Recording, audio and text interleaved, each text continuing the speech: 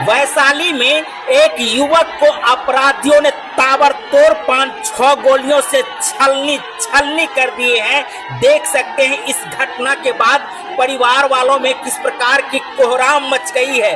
बता दें कि बिहार के वैशाली जिले में अपराधी जो है सो बाइक पर सवार होकर के आते हैं और युवक के घर के समीप ही गोलियों से छलनी करके हत्या कर देते हैं। इस घटना के बाद गुस्साए लोगों ने सड़क को जाम कर दिए हैं।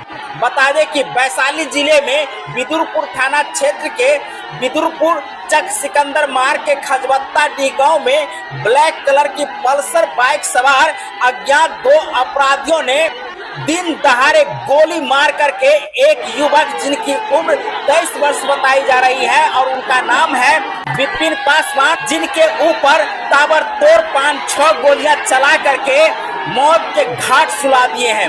आपको बता दें कि इस घटना को लेकर के देख सकते हैं परिवार में किस प्रकार की कोहराम मच गई है। तो वहीं इस घटना को लेकर के लोगों में काफी गुस्सा भी देखने को मिली, जिसके कारण जो है गुस्साए लोगों ने सड़क को जाम कर दिए। बता दें कि अपराधी जो है घटना स्थल से भागने में सफल रहे।